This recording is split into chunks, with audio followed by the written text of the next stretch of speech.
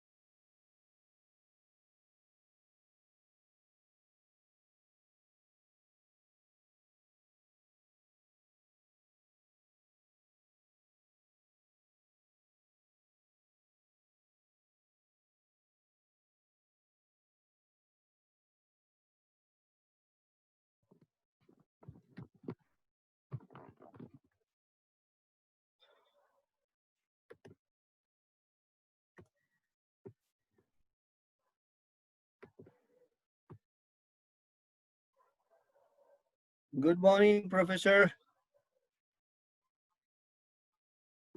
Good morning, Namaste.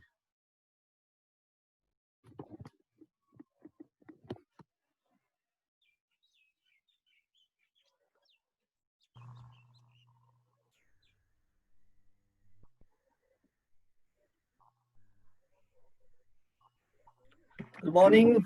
Good morning. Good morning. Namaste, Sunincha. Professor Huang. Good morning. Shiva sir, namaste. Hazur, namaste. आराम हुनुहुन्छ sir? हजुर ठिकै छ sir हजुर अहिले फ्लोरिडामा हो? हो के गेन्सभिलमा कि कता सर? केन्सभिलबाट अलिकति 1 घण्टा जति पूर्व हजुर म चाहिँ 2012 मा गेन्सभिल युनिभर्सिटी अफ फ्लोरिडामा 1 महिना गएको थिएँ। म पनि त्यही युनिभर्सिटी त्यही अर्को क्याम्पस लोकेसन हो कहिलेकाहीँ त्यहाँ गएर पढाउँछु। हजुर हजुर त्यहाँ एग्रिकल्चरको त त्यही युनिभर्सिटी क्याम्पसमै रहेछ हजुर। हजुर हजुर वेलकम सर। Thank you. अहिले कति बज्यो सर हजुरको? मेरो 10:15 मा त्यहाँ ठ्याक्क 8 हुन्छ।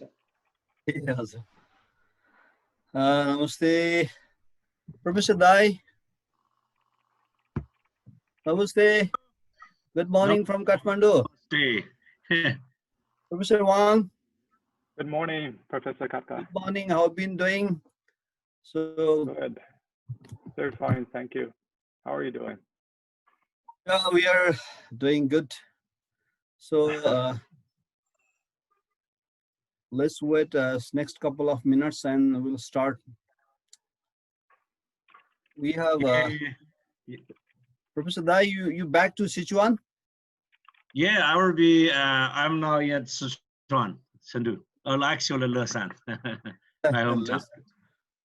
Yeah. Okay. So good morning, namaste, Professor Dai, Professor Huang, and we have some professor from United States, those who are working there but Nepali origin and studying about Nepal, and Professor Shiva Gautam from University of Florida. So many of our PhD students and master's students and professor from some other discipline of our university, and some of Professor Dai know few of our faculty as well. We have Major General retired Himalaya Thapa, who is also our faculty. Professor Dai know him, and Major General Jagdish Pokhrel, maybe few former foreign secretary as well. Those who are visiting faculty at our department, and despite most of the participants are university faculty and graduate students at TU, and only a few of them are from beyond the university, but they are most of them are academic people. So this morning I have been launching Juminar, which is which has like because of this pandemic, we are forced to do everything else in digitalized way. Classes are running in Zoom, web, and even such seminars are largely, we are benefiting from this like technology as well, so that we are being connected with the academic across the globe. So for us initially, we organized 2 seminars on our border issues with India, and the first one was within the academic within the country, and the second one especially Professor Shiva Gautam, who is here with us from Florida, and many Nepalese diaspora academic from North America and Europe. We organize another seminar on border issues. Then after I invited an American professor on American foreign policy under Trump administration, because I have known her for last around a decade. So who was very articulate pro-democrat like foreign policy expert in the United States. So she had sheer down-to-earth foreign policy issues of under the Trump administration. And then again, we organized the last week, we invited a friend from Dhaka University, Bangladesh. Why I have chosen Dhaka University? Because Bangladesh is also a small power, and in South Asia we have a lot of similarities. So we can learn from them how they have been balancing their foreign policy, being a small powers in South Asia, especially with China and India, and that theoretically and practically what we could learn from them. So that was our namaste, our like mission and goal. And from the very beginning, I conceived like I had a plan to invite Professor Dai and Professor Huang from China.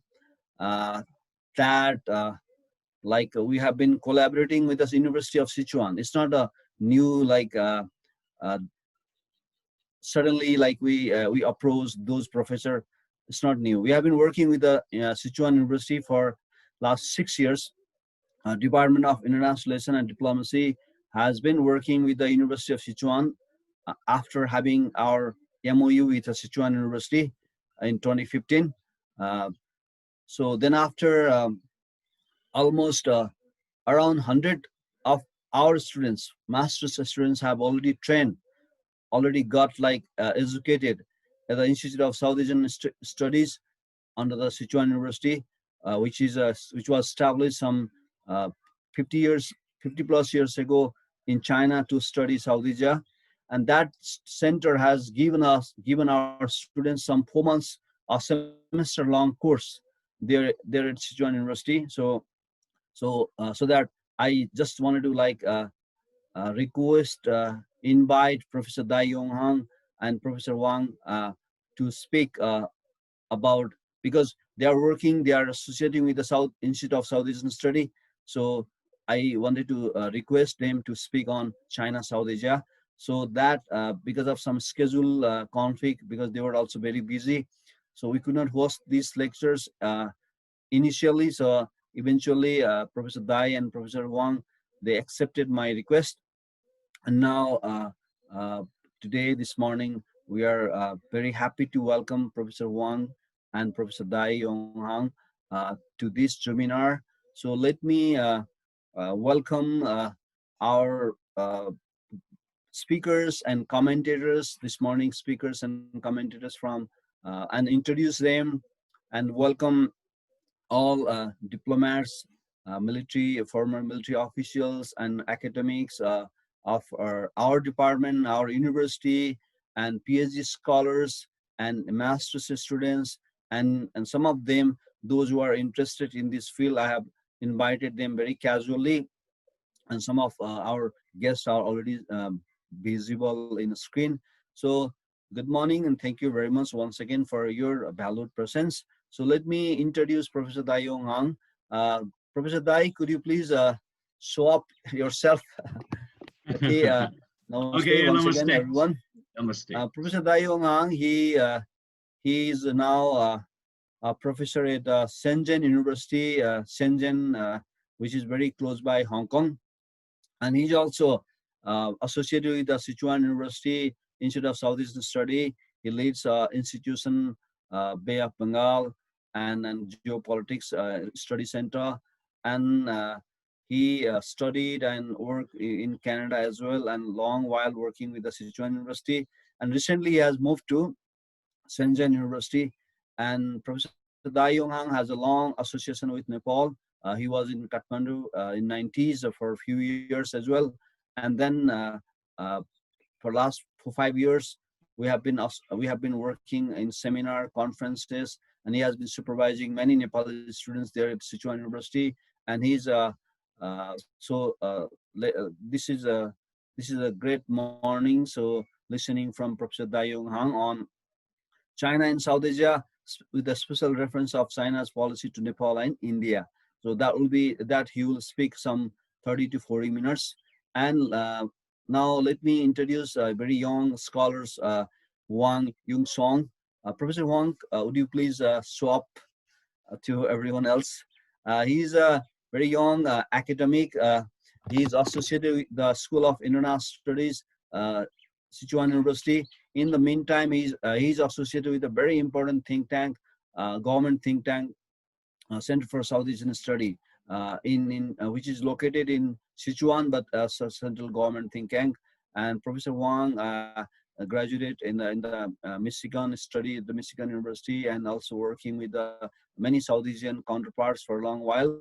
So he has a deep interest and research focus on South Asia. So welcome, Professor Huang.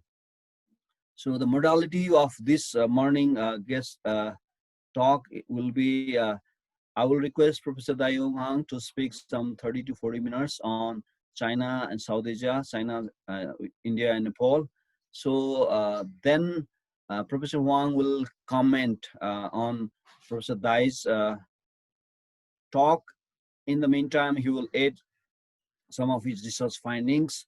And afterward, about an hour or less than hours, we will have a Q&A.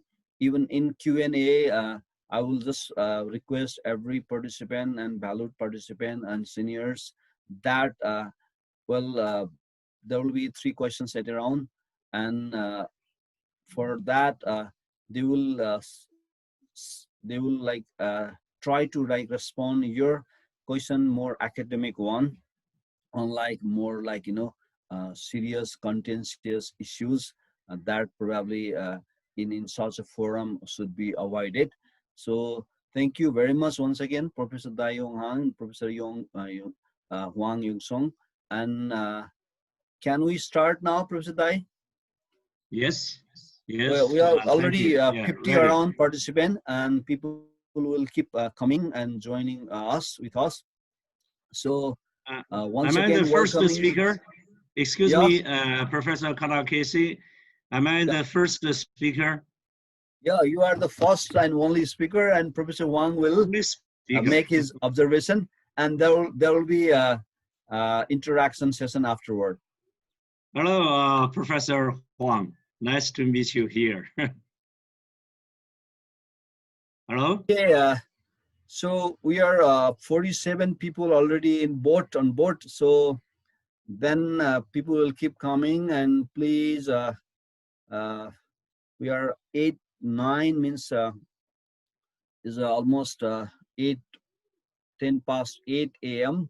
In China. You'll have a bit like late lunch if you if we go up to 12. So Professor Dai Yonghong, so can you please Yes. start to speak, and you are flexible, like for 40 to 40 minutes. We are highly anticipated to listen from your part. Okay, Okay, thank you. welcome once again, and please, over to you. Okay, thank you very much, Professor Kara KC. And it's a great honor for me to be invited by you to speak here. But unfortunately, out of my expectation, because I don't know that I'm the only speaker and the first speaker. I know maybe I'm the first speaker, but I don't know. I really not expecting that I'm the only speaker. I hope that more speakers can join in and this. But first of all, I think that namaste to all the Nepalese friends and students, and of course Professor Huang. Yeah, assigned by Professor Kara Casey, I will focus on this topic, on this China, Nepal, India trilateral cooperation, because you mentioned that China's role in South Asia, but I would just want to limit my topic on this maybe a very hot topic about China, Nepal, India trilateral cooperation for the past few years, and maybe for the next few years, it will be still be a hot topic for this. How can these three countries cooperate closely for the benefits of all the concerned countries and the people?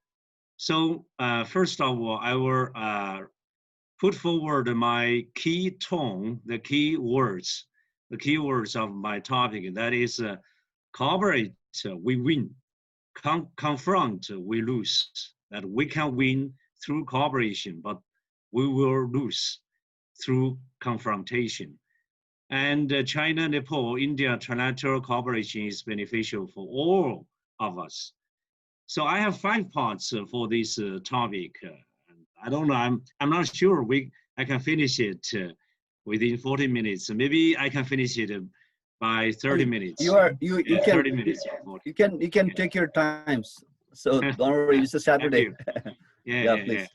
Okay.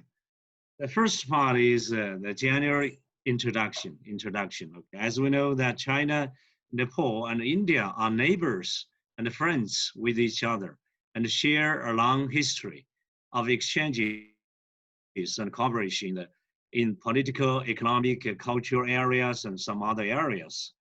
The three countries keep close communication and cooperation on the important regional and international affairs in organizations such as the UN, the United Nations, and the SAARC and Shanghai Cooperation Organization. And China and Nepal, first I will touch on China and Nepal, these bilateral ties. China and Nepal, linked by mountains and rivers, have gone through thick and thin all together throughout the history. In 2017, China and Nepal signed the Belt and Road Initiative.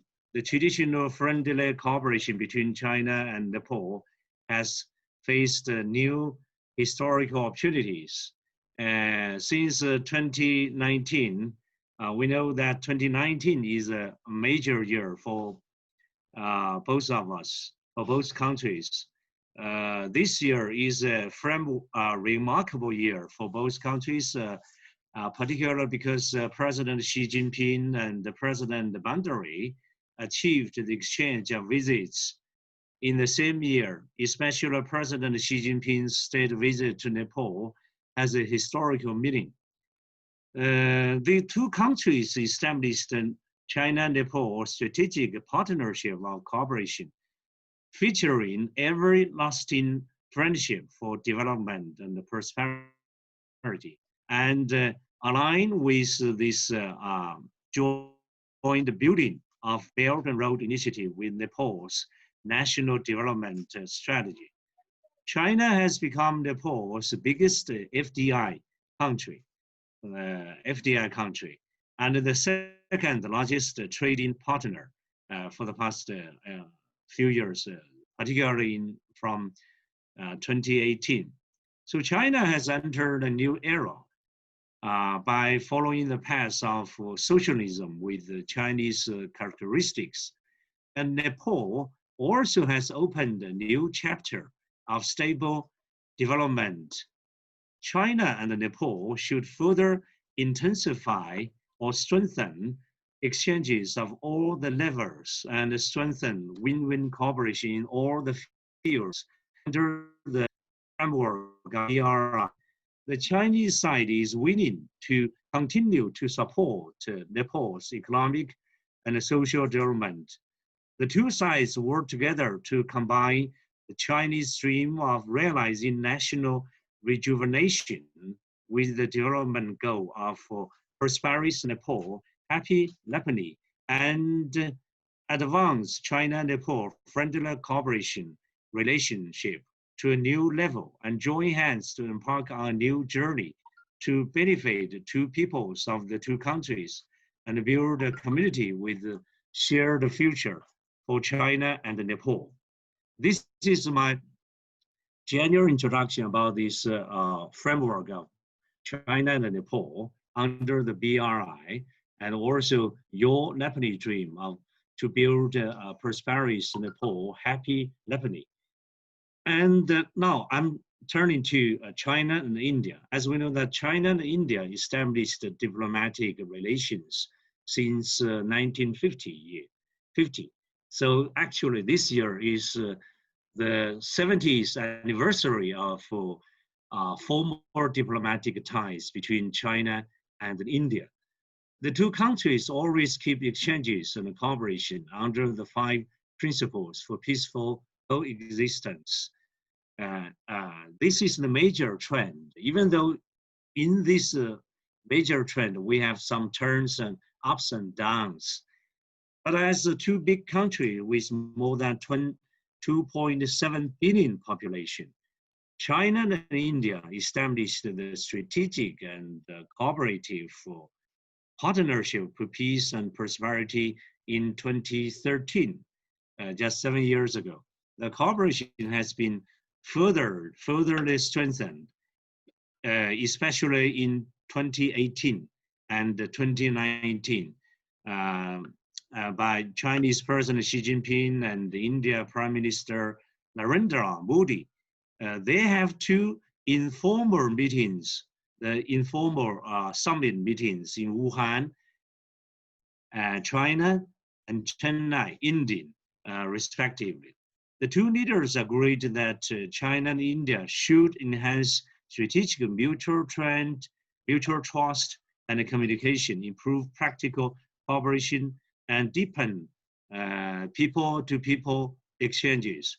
So actually, we realize that these two top leaders have set the very good tone for these bilateral ties between these two largest populations and the largest rising powers in Asia and also the world. But we know that 2020, this year, we have witnessed as I said, that we were witness the 70th anniversary of the establishment of diplomatic relations. Chinese President Xi and India President Ramnath Kovind and Prime Minister Narendra Modi, they have already exchanged congratulatory messages. Actually, at the very beginning of this year. This is the general picture of China and India. And how about Nepal and India? Because this trilateral cooperation, we have to know these bilateral relations. So how about the Nepal and India? We know that Nepal and India have similar culture and open borders. This is the general idea. And share strong geographical, historical, cultural, political, economic, and social ties. Since 2018, the two countries have kept frequent political visits. In April 2018, Nepalese Prime Minister Ali visited India. And in May, India Prime Minister Modi came to Nepal and visited Nepal. In August 2018, India Prime Minister Modi attended the 4th BIMSTEC Summit held in Kathmandu, Nepal. In May 2019, Prime Minister Ali attended the inauguration ceremony of India Prime Minister Modi. And India, we know that India is Nepal's largest trading partner. I mentioned that China has become the second largest trading partner. India has provided a transit facility to Nepal for the third country trade. India firms or the India enterprises are the biggest investors in Nepal, accounting for about 38% of Nepal's total approved foreign direct investments. India has a difference on Nepal in many ways. Nepalese people like many Indian things such as Bollywood movies, and food that have become part of the daily life of Nepalese people. So I mentioned these basic facts, the basic facts. This is the general introduction about these trilateral ties historically, practically. Now, my second point will be about this trilateral cooperation. For the first part, I'm going to focus on these bilateral ties: China, Nepal, China, India, and Nepal, India. So now I'm come to this point, trilateral cooperation. Since the three countries have solid cooperative foundation and many similarities, so these comparative advantages, okay, we shall stand and unite together, support and cooperate each other, develop together, achieve mutual benefit and win-win results, and create a better life for the people of the three countries. This is our basic national strategy. So the leaders of China, Nepal, and India talked about the trilateral cooperation in different occasions. We know that Nepal, located at a strategically important place between China and India. So somebody said that Nepal is a rock. But I think that due to the very fact that China and India are two rising powers economically, politically, so actually China and India are the two fastest growing economies in Asia, not only in Asia, but also in the world. So if Nepal can take the free trade, the free riding of these two rising economies, so Nepal is not a rock.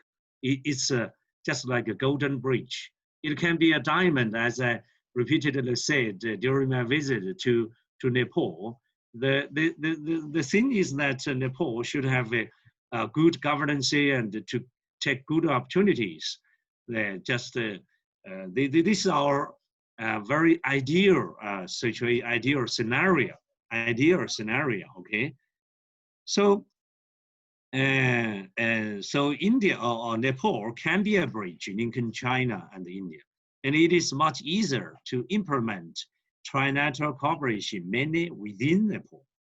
In 2017, Chinese President Xi Jinping, former Nepalese Prime Minister Kamal Dahar Prachanda, and India Prime Minister Narendra Modi had one informal short meeting in Goa, India, on the sidelines of BRICS summit. That is in 2016.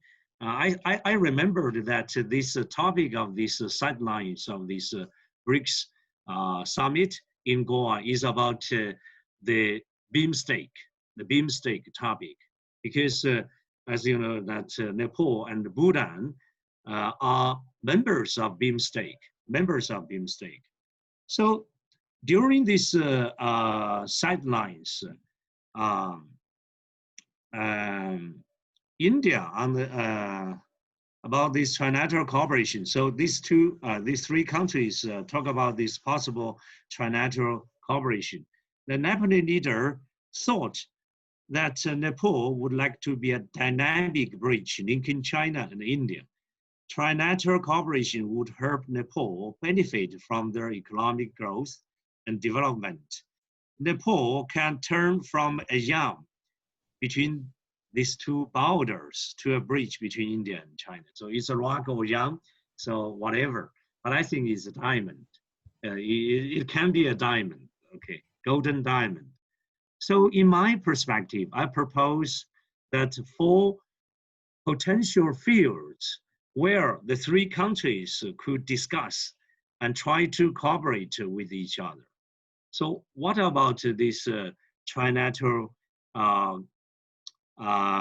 cooperation, or in what fields we can cooperate closely for the mutual benefits of the 3 countries, the people of the 3 countries? The first area I would like to suggest is the explore cooperation on the public health prevention and control.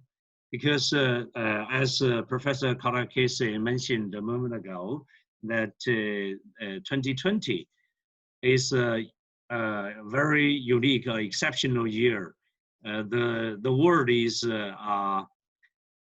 suffering from this COVID-19, because the COVID-19 is a world pandemic. And so first, I would like to mention this. Maybe we can have a public health prevention and control cooperation to explore this cooperation at least.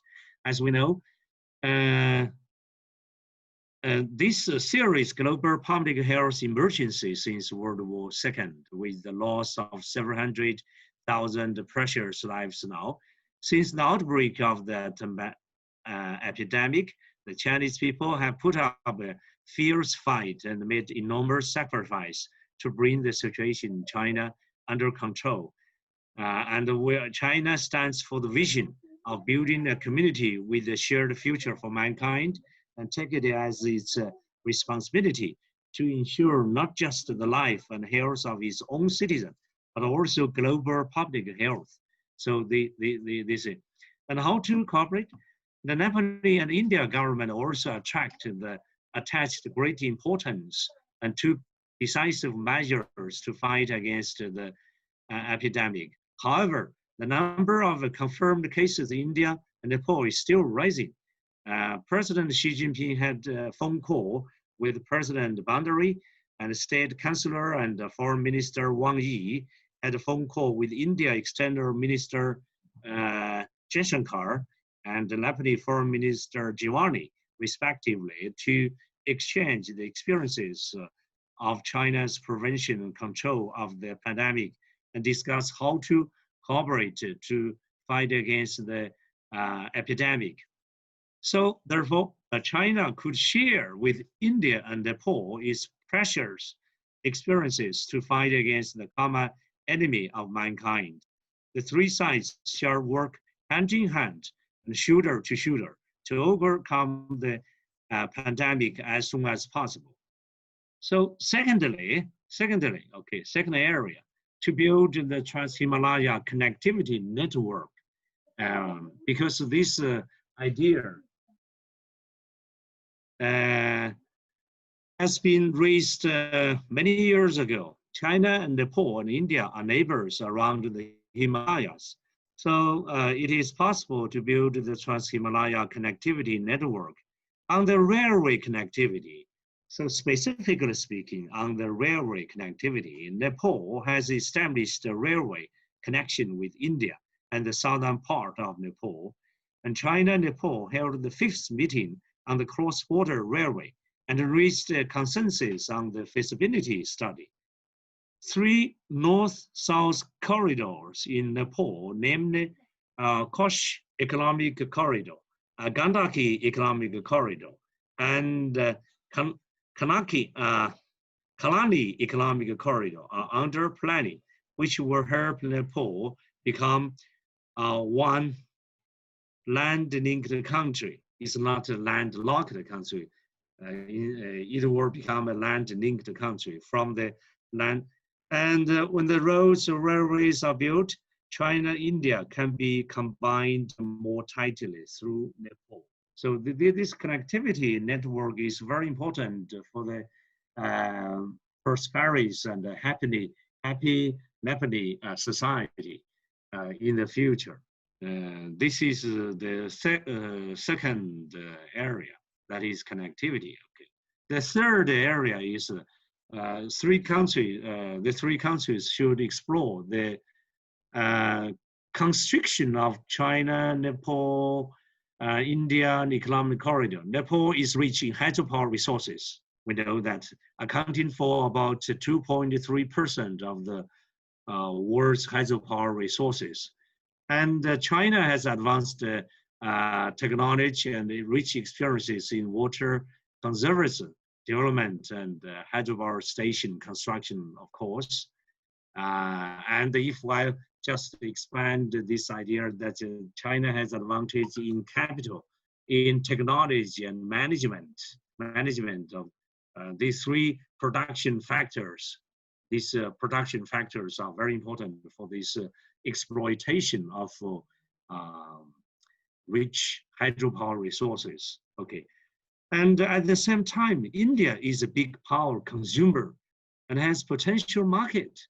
So with the increasing demands for electricity, so the three countries can cooperate to develop the hydropower to help Nepal to solve the problem of electricity shortage. So, while at the same time to market, to sell surplus electricity to India or even to Bangladesh in order to achieve win-win cooperation among the countries.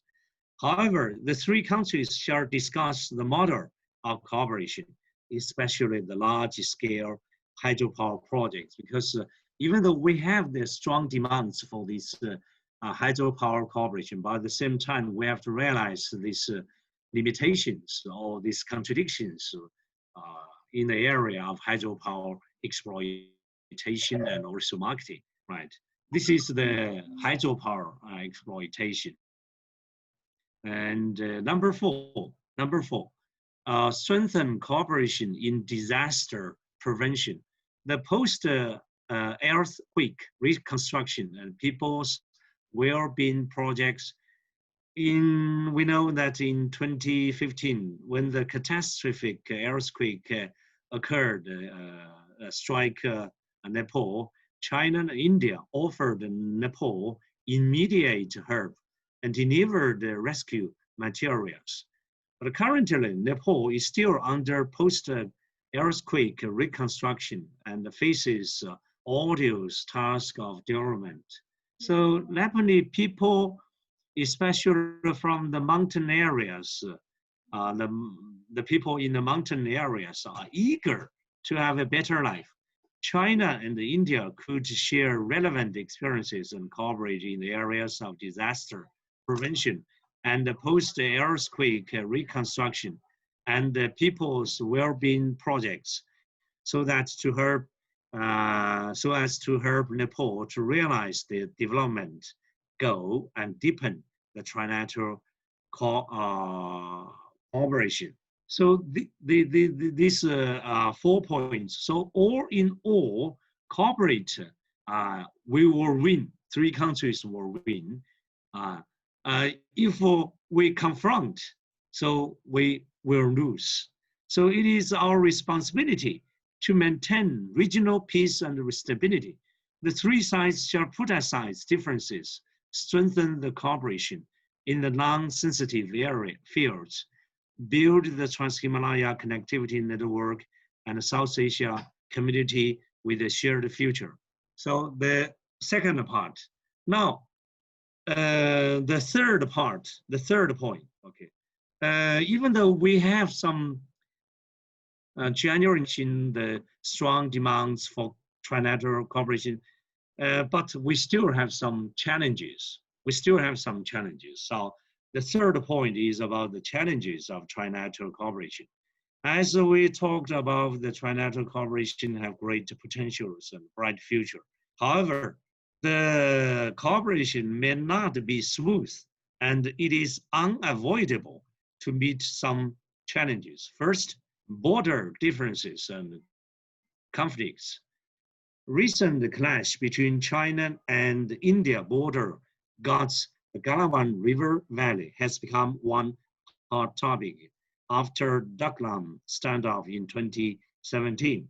Nepal-India border disputes also attracts world's attention. So Nepal has published an official new map showing the Nipiyadra and Kalapani and Diplik area within its territory boundary. So border issues will affect the cooperation among the two. But so on one hand is China-India border dispute. On the other hand is Nepal-India border disputes. So this is one factor affecting this trilateral cooperation. Secondly, the attitude to BRI is different, and the mutual understanding is not strong enough. It's not strong enough. So more and more countries and international, as we know, more and more countries and international organizations work on, support, and participate in Chinese proposed Belt and Road Initiative, because this Belt and Road Initiative is with consultation, mutual consultation, mutual contribution, and assured benefits as its principle. China and Nepal already signed the MOU on the BRI cooperation and steadily push forward the cooperation in various fields under the framework of BRI. For the past few years, with the exchange of high-level visits between China and Nepal, we have signed more than a dozen or more than 20 bilateral agreements on the BRI. But we should say that India, as the most powerful country in South Asia, holds different attitudes to BRI.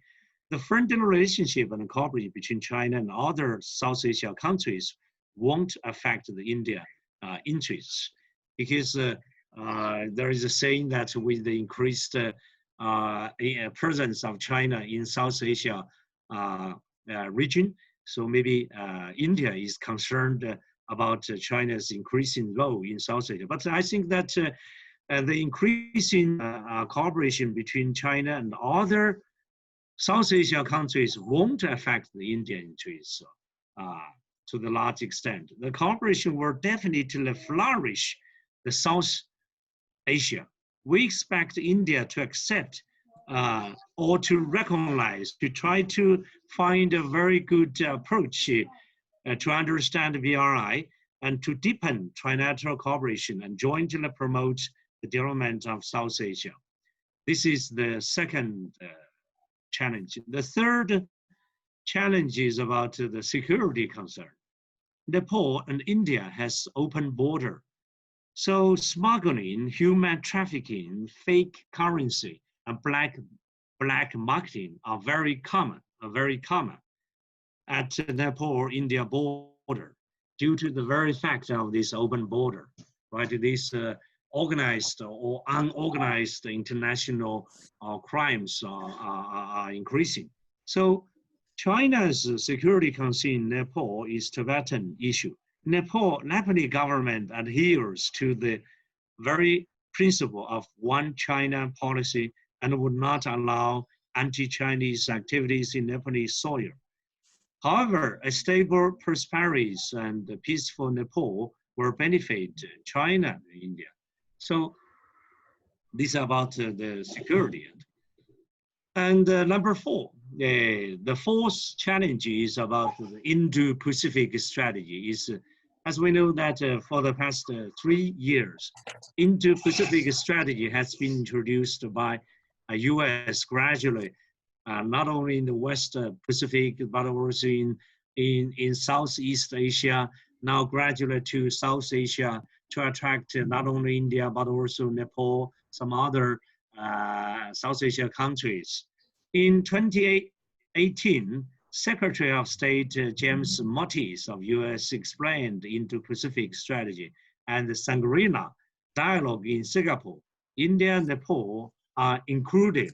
So that is the very year when US included Nepal in this Indo-Pacific strategy. So US has increased its investment engagement in not only India, but also in Nepal. It is the fact. So my last point will be about the solutions to the challenges, to the four above mentioned challenges, okay? So the first solution, I think, is to find a solution to dispute through dialogue. This is the principle of solution. Friends may be changed, but neighbors never. So when we observe China, India, and Nepal trilateral cooperation or friendship, we should understand it from a relatively bigger a global perspective, or at least Asia perspective or regional perspective, because we are immediate neighbors with each other. You can change your friends, but you cannot change your neighbor. Neighbors cannot be removed. So on China, India, Nepal, or Nepal-India border disputes, relevant parties shall sit on the table, accommodate each other's major concerns, effectively manage, control, and address the disputes through dialogue and a peaceful manner.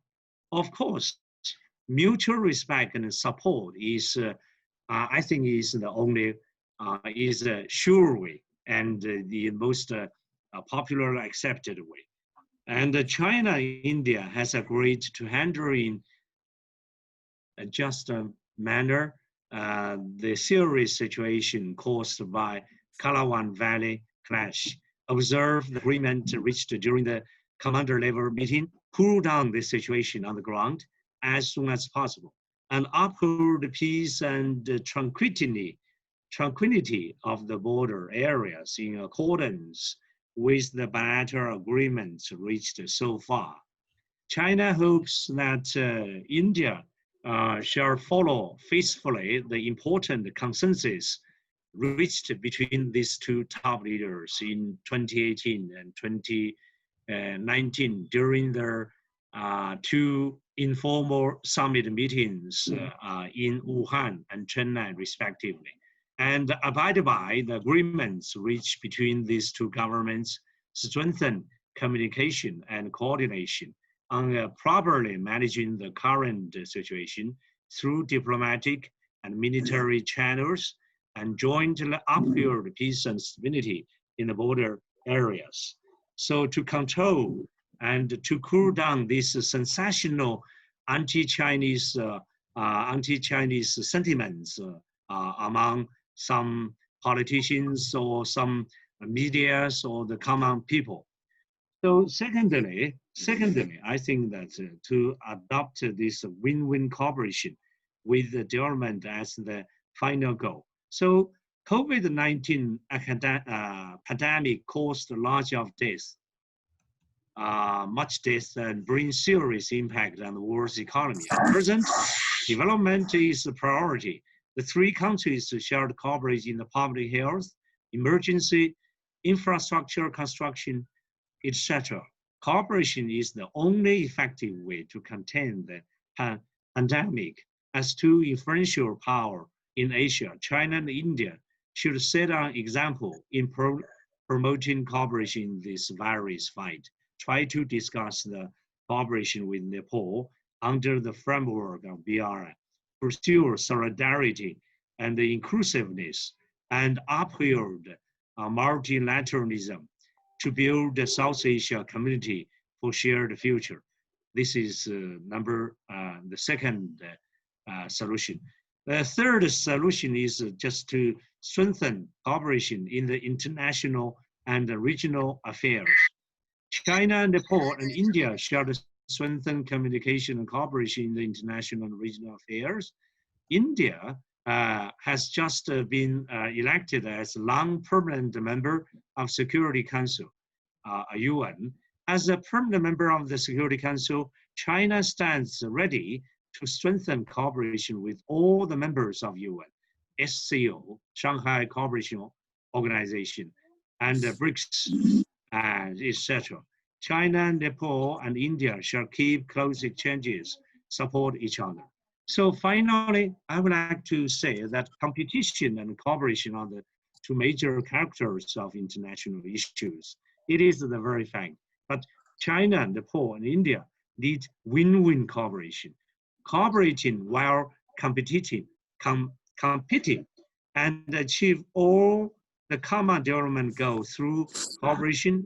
So the last word, keywords as is very similar to my very beginning. The very first words, that is China, India, and Nepal can win through cooperation. But if they choose to confront, so we will lose. Okay, this is my my speech on this trilateral cooperation between China, India, and Nepal. So thank you very much, Professor Kara Casey. Thank you all the scholars and the students, and also Professor Huang. Yeah, thank you. Okay. Oh, thank you very much, Professor Dai. Namaste. Well, Professor Dai has comprehensively shared Nepal, India, China, India, and trilateral cooperation, possible challenges, and contemporary contentious issues between China and India and China and Nepal. And he also suggested very categorically suggested 4 solutions to resolve or to make relations better between China and India, and China Nepal, and China India Nepal. So trilateral. So thank you very much, Professor Dai, for your very comprehensive and down to earth and scholastic and diplomatic as well. Your discussion, your speech has covered wide range of overall issues among we 3 countries. So I will share my curiosity questions after I will listen Professor Huang. So once again, I thank you, Professor Dai, and now I would like to request Professor Huang Yunsong. So as I have already introduced him as a young academic working with South Asia related think tanks in China, and also a professor and Dean of School of International Studies at Sichuan University. And now he will talk on the basis of Professor Dai's speech, and also, of course, add more points on his own. So please, Professor Huang, over to you. So it's a very timely, and Professor Dai spoke some 40 minutes, and you are privileged. We are really most happy if you can extend few minutes or within the given time frame, please, Professor Huang. Okay, thank you, everyone, and I want to say that I'm extremely grateful for Professor Kaka for inviting me to this very esteemed panel to share my observations on. So would you please, some of you microphone is on, so would you please off your microphone so that there will be a clear voice of Professor Huang. Santoshi, Mahavirji, and some of your microphone is on. Okay, thank you.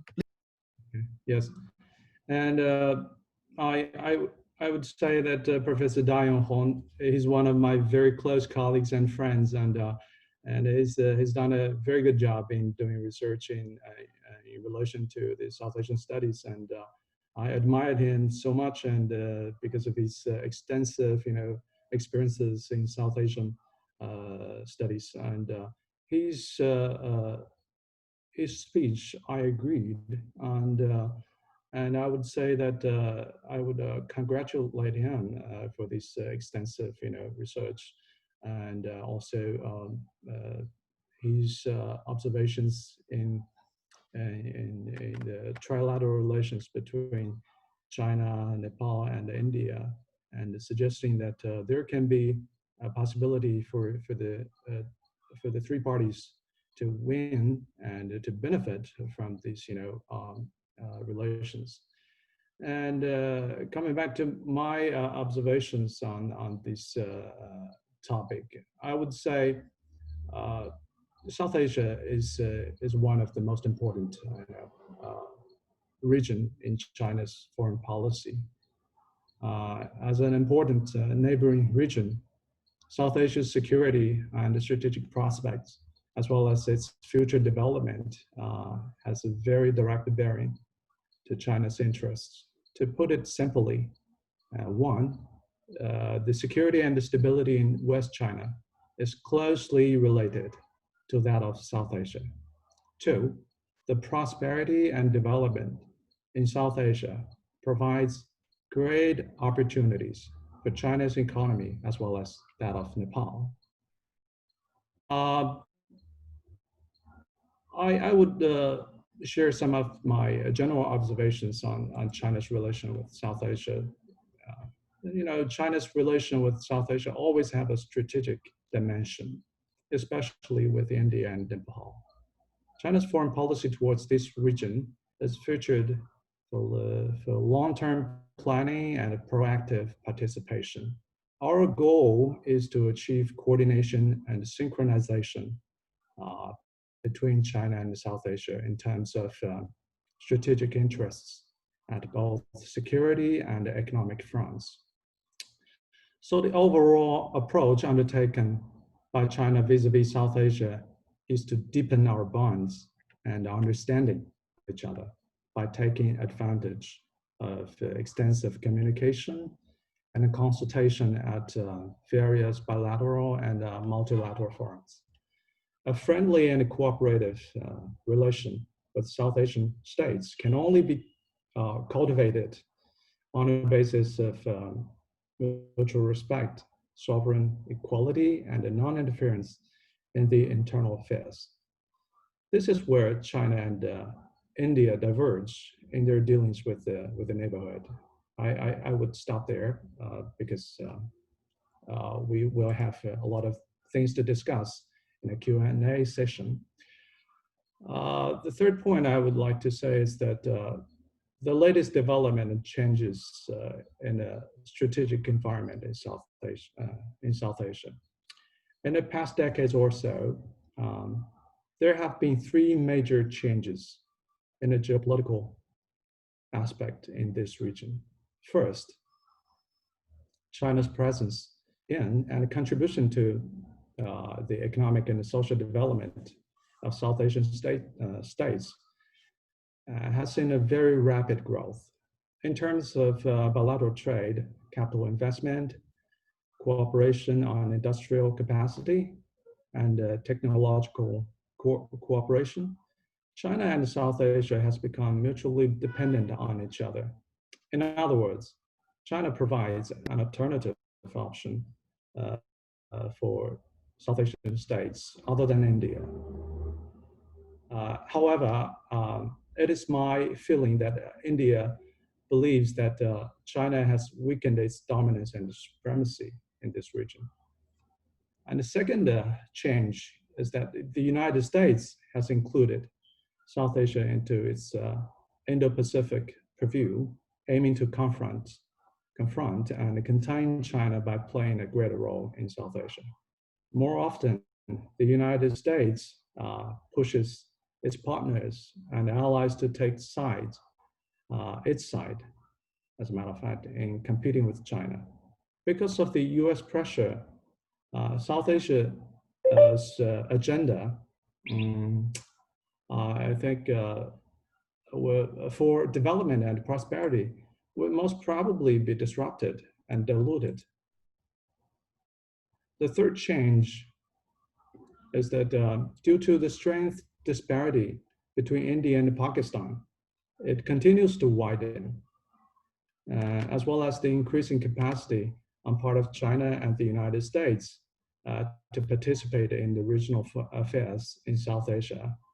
The China, US, and India trilateral relations has actually replaced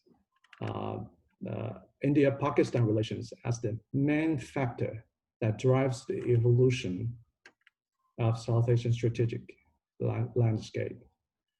The fourth point I would like to make is that China is very optimistic about the opportunity for development in South Asia. First, China has a very great stake in security and stability in South Asia. Despite of India's suspicion and objection, other South Asian states welcome China's presence in the region. And China's political and economic engagement with these countries brings about not only economic vitality, but also greater room for other South Asian states to balance between the major powers and maximize their gains. The second is that as the #1 trading partner of India, Pakistan, Bangladesh, and the Maldives, and the #2 trading partner of that of Nepal, Sri Lanka, and also a reliable source of monetary capital, China is greatly needed by most South Asian states for the purpose of development. Despite of all the rhetorics from the United States and India, there is no other countries can replace China.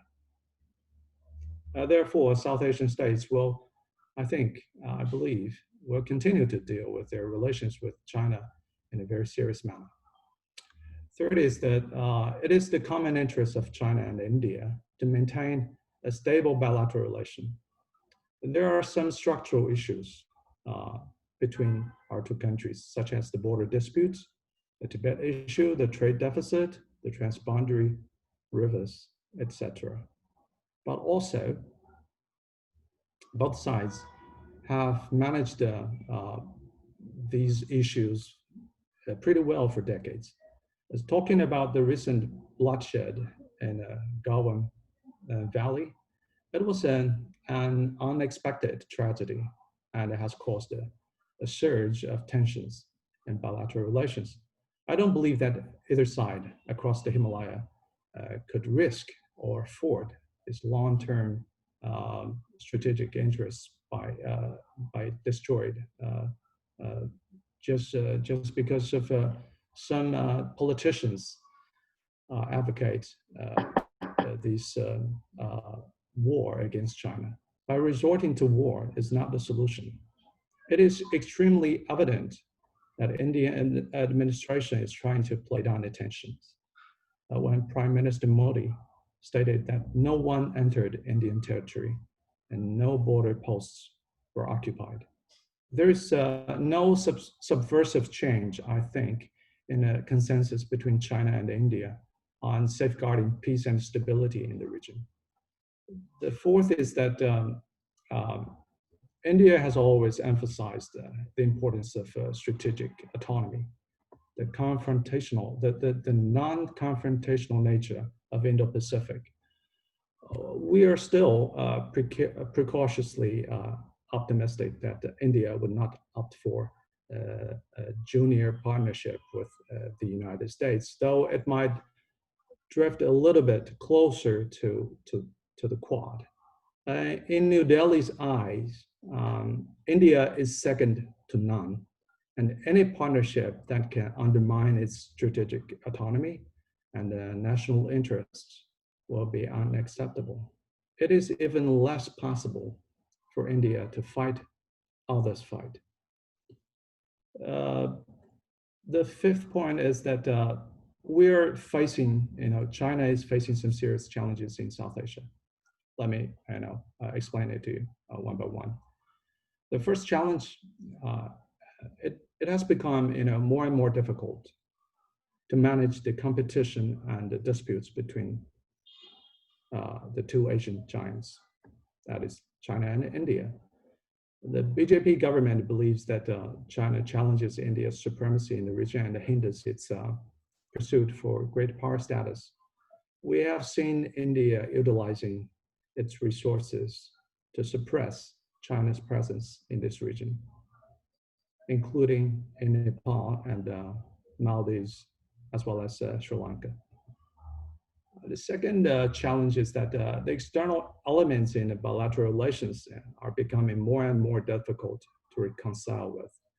India cannot tolerate China-Pakistan strategic partnership cooperation, believing that China has used Pakistan to leverage against India. Meanwhile, Pakistan is also anxious about the development of China-India relations, worrying about the decrease of its strategic importance in great power play.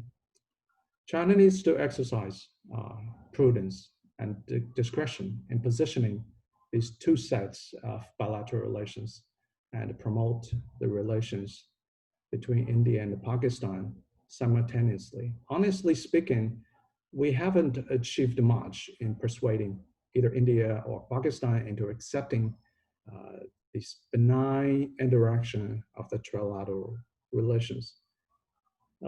It's very understandable. If the United States cannot pull this off, maybe China should not burden itself with this mission impossible either.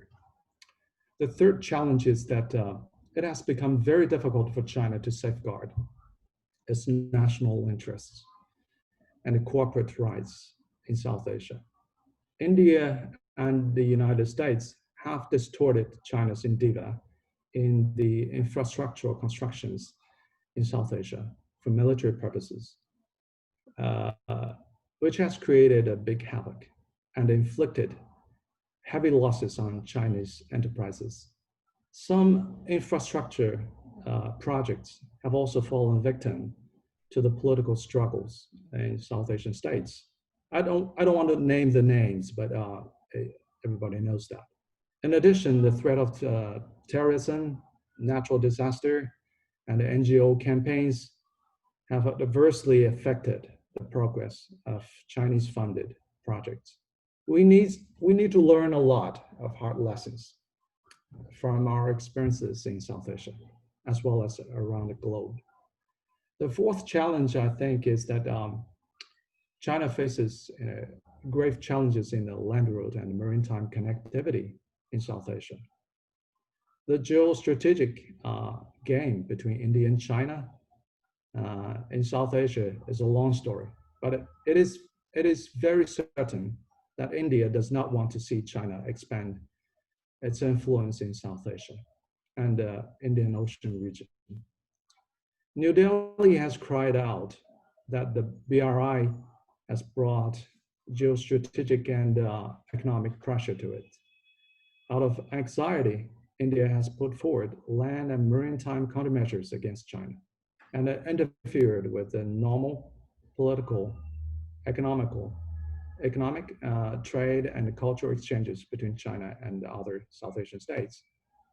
Talking about China-Nepal relations, I would keep it very brief.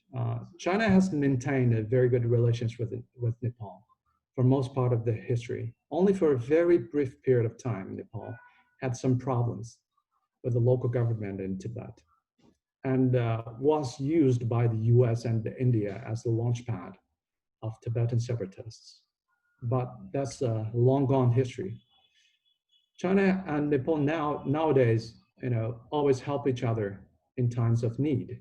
Beijing offered, great assistance to Kathmandu when Nepalese people suffered from, let's say, the earthquake and the blockades. It is always our intention to have a comprehensively cooperative, mutually beneficial partnership with Nepal. since the People's Republic of China came into being in 1949. But very soon, our supreme leadership came to realize that the special relations between Nepal and India did not allow Beijing to approach and interact with Kathmandu in a normal way. This colonial legacy left by the British has a protracted repercussion on India-China relations, so that China has to look at it through the prism of India-Nepal relations from time to time. We support Nepal's quest for sovereign equality in dealing with its foreign relations, and we also encourage Nepal to review the special relations, taking into consideration of its own national interests. And we also appreciate the wisdom and determination of Nepal to balance between China and India. To stay neutral in between two great powers is a very difficult job. It's not an easy job. And I would say that Nepal for the past decades has did pretty well, and but there are more efforts to make in the future. And on the recent scuffle, I think probably it is something that everybody is talking about recently. On the recent scuffle between China and India along the line of actual control, I want to share some of my observations as follows. Firstly, as for the anti-China movement in Indian social media, from deleting Chinese software to boycotting Chinese products, Chinese people are not paying too much attention to it. We know that we know what's happening in India, this surge of nationalism and the irresponsible advocacy for war. The possibility for Chinese people to take countermeasure is next to zero. There were moments in recent history that Chinese people engaged in similar activities to other countries when our feelings and interests were badly hurt by them. However, those reactions were destined to be short-lived and produced little effect. We have learned the lessons, and we would not abstain from Indian products and Indian movies and Indian food simply because of some tragic incidents happened along the LAC. Such things were just unimaginable during Donglang standoff in 2017 and are as unimaginable now. My sense is that the Chinese people are able to look at the campaign in a very objective manner and respect the Indian people's way of expressing themselves, physically or verbally. We will wait for the dust to settle down and let the officials to sort out the problem. Secondly, their trade deficit on part of India with China. It is also a long story. To put it in a simple way, it is a structural issue due to our economies being at different stage of development. I think Nepal is having the same problem. To address this issue, a long-term plan and patience is needed on both sides to look at it from a different angle. However, India also benefits from the imbalance by importing comparatively cheap Chinese capital products. India has saved a lot of valuable foreign currency reserve and improved its capital efficiency. The other thing is that Indian market is extremely sensitive to price and makes choice based on economic logic. In actual sense, interdependence should be the right word to describe the trade relations between China and other South Asian states. Nevertheless, the upgrade of Indian industries and the technologies and optimized access to Chinese market, I think the trade deficit issue will be finally resolved and could be turned into even trade surplus sometimes in the future. Thirdly,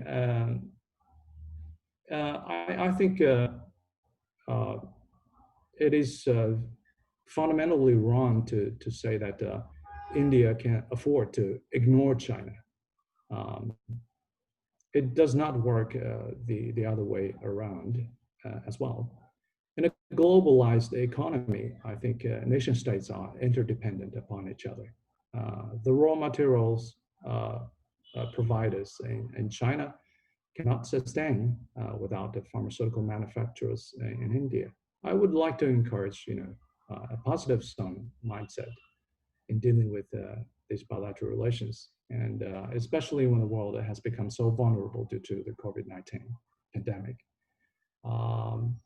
I think the decision makers on both sides will finally embrace economic logic over geopolitics.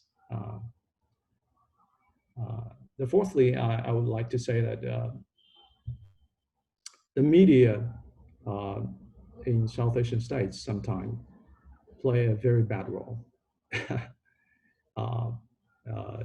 in describing these incidents, especially the India's media is very much against China. The media in China is operating in a completely different set of environment.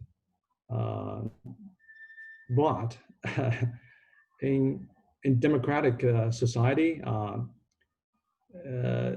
it is a must for media to sell good, thrilling, and most important of all, profitable stories. It is the primary goal of India's media, and but it does not help with the relations with China in most cases, and I think this media can sometimes be manipulated. I would expect both the Indian politicians, decision makers, and the media to do a better job by providing a comprehensive and objective description of how things is going on with China, especially the incident happened in Garvan Valley, and show some restraint, especially in this very difficult time in bilateral relations, to help restore the stability and in the region, and to create a conducive environment, not only for India and China, but also for countries like Nepal and Sri Lanka, things like that. So I would leave it there, Professor Katka. That's my, some of my observations. I would welcome, questions from fellow colleagues and friends on certain issues. Thank you very much. Thank you, Professor Huang. Thank you very much for your really thoughtful, scholastic ideas on China, India, China, Nepal, and somehow how China and US meets in South Asia, challenges, and in the meantime, we are also very much like fascinating with the mature, responsible media of largest democracy. How much like Indian media are responsible. We're really like each moment. I had a discussion with an Indian scholar yesterday that, so as if when you watch the Indian media, electronic and press, they like provocates every day. They do have war with Pakistan and China. So I think responsible civil society, responsible media, academia, always like interchangeably contribute to cement or to foster bilateral relations. So there are so many important points what you have shared with us. for last 30 minutes, and we have recorded those points, and we'll share with you back later as well. So I have some curiosity I will put forward before I start to open the floor. Well, while listening Professor Dai and Professor Huang, to whom I know for a long while, for a few years. So, well, we in Nepal, we always like recite, if two elephants even like dances or quarrels, so the ground will be really much like, destroy it either way. That's the like, common like reciting kind of like journalistic jargons in Nepal. And while listening you both, seems like, of course, since after 1990s, when China become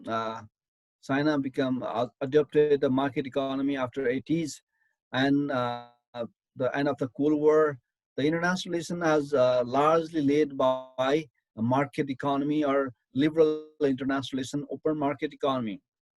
For China, India is very important partner in South Asia, of course, because India is the largest market in South Asia. Even to enter in Pakistan and Singapore, Sri Lanka, Bangladesh, and of course Nepal, what do you use the colonial legacy? So that we have already like faced and encountering for a long while. For that, Indians like support is needed for China to work in South Asia, to develop like her sphere of influence in South Asia. So India-China partnership is very much important, especially after the end of the Cold War. So in that given context, we always like want to have a balanced relationship between India and China, unlike any special relationship with China and India. No matter, we don't want to have a special relationship with both neighbors, because relationships should be based on mutual respect and sovereign equality.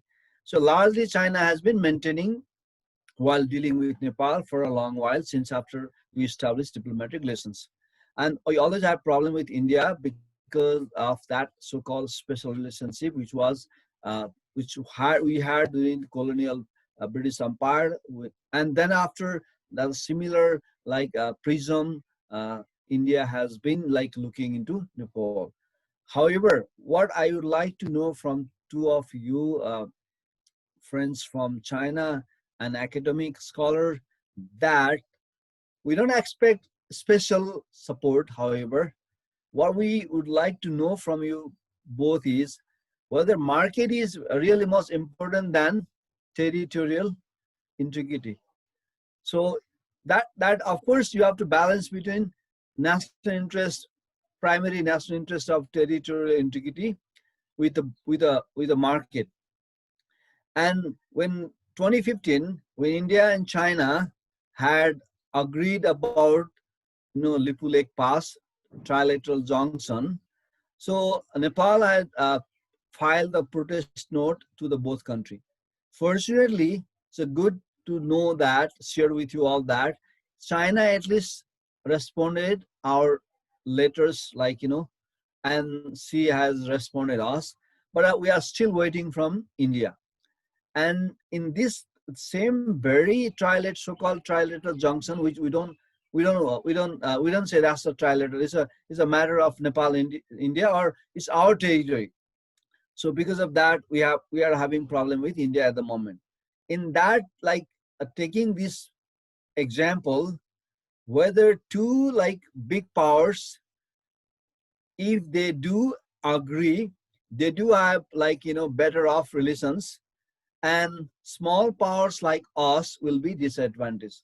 So that at that cost, we don't want to see India and China always rivals and confront each other. We don't want to see that. We always want to see their like cooperation between these two neighbors, and in the meantime that will be interchangeably benefit us as well. However, if they do become closer and closer, and if that will harm our interest, probably that will be our like serious concern.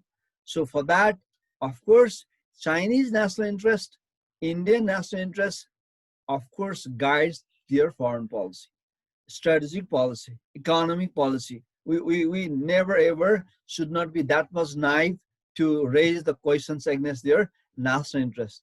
However, what is our concern is that if you are too closer because of market-led economy, if you are too closer, and sometimes you guys can even underestimate our interest, that we don't want to see. That's the like really very frank academic curiosity from my part. So whenever you will have time, you can just share your ideas, because we are just like discussing academically. Thank you very much, and I will open the floor. And there will be there are some questions in chat box, but even if chat box, please don't write long questions, because no one can read out that much longer questions. You can raise your hands, introduce in 1 second, half, and questions will be highly like appreciable if you can end in a minute. So 3 questions in 1 round, and then I will request to speakers and commentators, and again get back to you all. Anyone can raise the questions. You can raise your hands in chat box, or Ankit Khanal. Okay, Ankit is our 4th semester students. He also studied at Institute of Southeast Asian Studies, Sichuan. Ankit, please.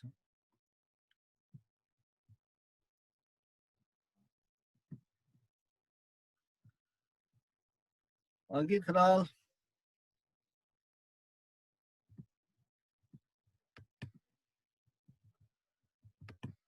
Where are you, Ankit?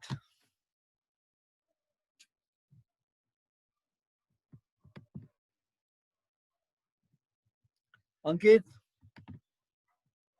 are you hearing us? If not, Hariji, Hari Chan, you can speak yourself, unlike through your chat box.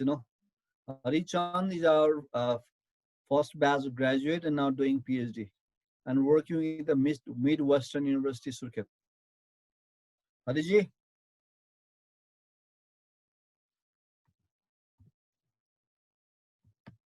What happened with us? Hello. Okay, please. You are audible. Go ahead. Make it brief one. Hello.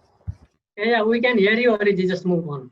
Okay, thank you, sir. Thank you, sir, very much. I'm Harichan, and I'm graduated from DARD as the first batch student of in master's level, and recently I am associated with Midwestern University. My question to Professor Dai, and today this morning I am very much happy to listen Professor Dai, and thank you very much for your wonderful lecture today. My question is based on my study and research. It is already proven that Millennium Challenge Corporation (MCC) of the USA is part of Indo-Pacific strategy.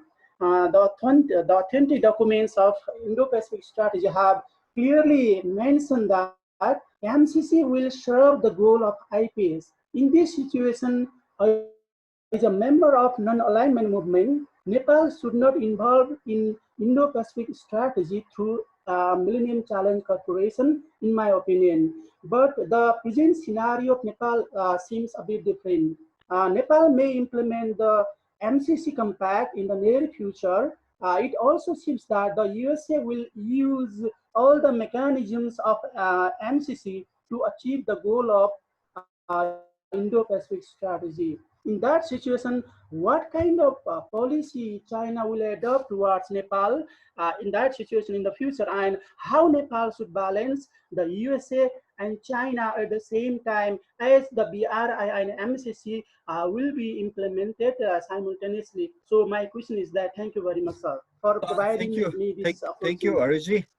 I am now request to speak Mahavir Paudilji. Mahavir Paudilji is associated with the Republic Media. So he has also been to China a couple of times, and for a conference, we were once together. Please, Mahaviji, you raise your hand, so come on. Namaste, Professor Dai. Namaste, Professor Huang. Namaste. Pleased to see you through a video chat, through this webinar. I am a columnist for an English newspaper, and like Professor Khadgurkeshi said, I keep interest in geopolitics. So I think the most pressing question at the moment is the rising confrontation between China and the United States. So all these, and it has had effects in Nepal-China relation, Nepal-India relation, and even development cooperations between Nepal and China. So the debate on MCC, debate on Indo-Pacific strategies, they all come down to the confrontation between China and the United States. So I would like to know from two distinguished professors from China, to what point of is this confrontation escalating, or will it, because this is a matter of worry for people in Asia, for people across the world, the growing confrontation between China and the United States. So do you think that this will escalate in the days to come, or are there things happening to tone down the rhetoric between these two countries? What will happen of China-America relationship? That's my question. Mahaviji, I'm expecting one more questions, and Naveen Bhatrai is fourth semester students also working with the Ministry of Foreign Affairs. Naveenji, can speak now. Oh, Naveen Bhai, he's a fourth semester student. Okay, Naveen, please. Good morning, everyone. It's Naveen Bhatrai. I'm second semester students, and my question this morning is anyone can answer, Professor Dai or Huang.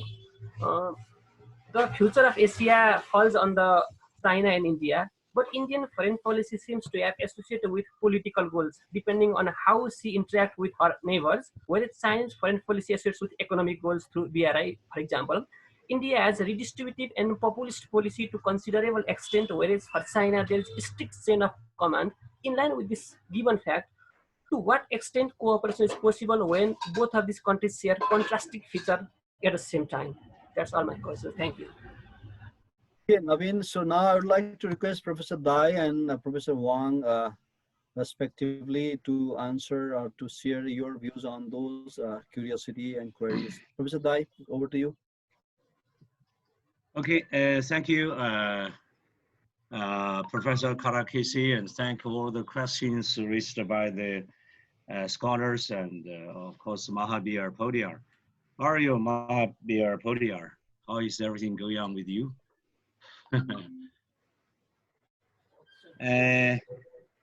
Okay, three questions actually, and actually two are closely related. Is about this China-US increasing presence in South Asia and its impacts on the neighboring countries. For the very first question raised by Mr. Harry Chand, thank you very much for your question about this MCC and of course in China's BRI, Americans MCC and China's BRI. To my understanding, I think that of course, as you know, of course, the increasing presence of both China and the USA can have very big impacts on this South Asia region, as these two countries are not only the largest two economies, but also the largest political powers and military powers in the world. So of course, China is an immediate neighbor of South Asia countries, to some Pakistan, Nepal, India. But at the same time, since Americans are presence throughout the world is not a new thing. Ever since maybe 100 years ago, particularly after the Second World War, the Americans' military presence throughout the world is very popular, particularly in the Asia Pacific and European continent, and also in India Ocean, the India Ocean. Specifically speaking, when we judge whether the Americans' MCC, American proposed MCC or Chinese proposed BRI is good or not, we can have a general criteria to identify its benefits or its harms. So I think, to my understanding, I think that at least the 3 dimensions you can focus on. The first dimensions, the political gains, and also second is the economic gains and the social gains. As I said that the Chinese proposed BRI, it was proposed by Chinese President Xi Jinping in September and October of 2013, nearly 7 years ago. Yeah, nearly 7 years ago. It mainly focused on these infrastructure projects and economic potentials for not only the neighboring countries, but also the international communities, those who are interested in cooperating with China in implementing the BRI projects, mostly the infrastructure improvement, the investment expansion, and also trade expansion, right? So it has nothing to do with the loss of sovereignty, dignity, or the loss of territory integration, right?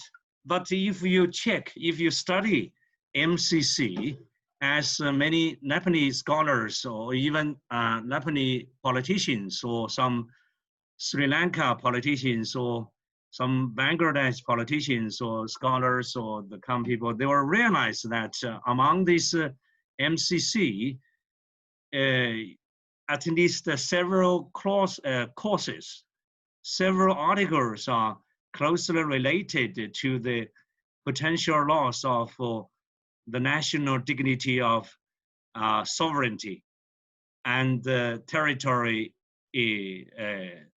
I should say the territorial integration, at least some points, right? So that's why there is the hot debate among Nepalese community or the Sri Lanka community, that maybe some politicians are supportive of this, but some politicians that are against it, right? So you can, because as China's policy towards our neighbors is long-standing and always remain unchanged. That is the 5 principles of peaceful coexistence, non-interference of domestic affairs. Yes, so even, I should say that even at the end of the day, some neighboring countries choose to participate in the MCC. It's not a surprise to China or to us, because China has adopted a policy of non-interference of the domestic affairs of these neighboring countries and all the countries, big or small, in the world. But one thing I would remind our neighbors, because if we really care about the possible consequences of this MCC or BRI, you should be aware of the very fact that whether it can bring political gains, the economic gains, the social gains to your own country, right? This is the basic criteria for that, right? If someday, by the end of the day, it will do harm to the bilateral ties between Nepal and your neighbor countries. For example, if we do harm to the bilateral ties between Nepal and China, maybe between Nepal and its neighbor, South Asia neighbors. So I think that you should be thinking it over, or even sometimes face the challenge of betray or just retreat some sovereignty or territory integration or dignity. So that is my point. And so how Nepal should balance the USA and China? I should say that, of course, Nepal should diversify its partners, both economic partners and political partners. As I said during my visit 2 years ago, you should not only look only south, but you should look north. You should look west. Should look east. It's the right of the Nepalese government and the people. The only thing is that whether this diversification will bring more advantages for the prosperous and a happy Nepal. If we see that this diversification can bring good governance and good development and good society, harmonious society building, okay, Nepal can go ahead, yes, right.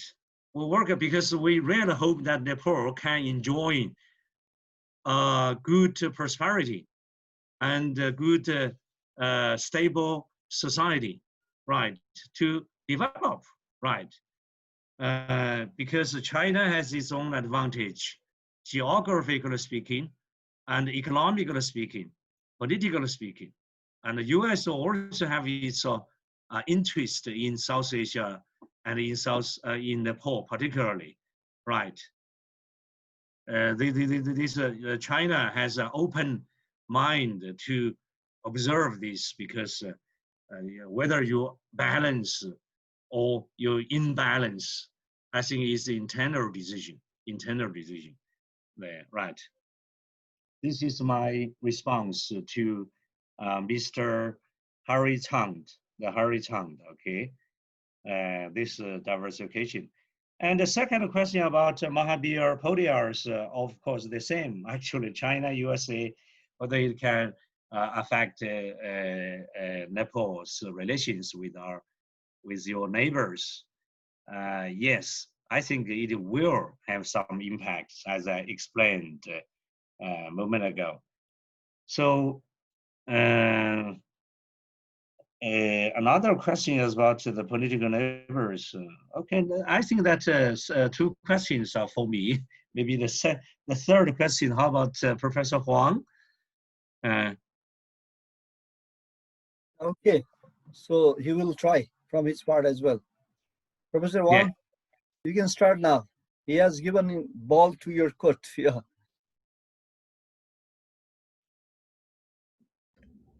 Thank you. Yeah, thank you for the good questions, and I think I will go with the question on competition or confrontation between China and India and America. Recent days. Since 2017, I say that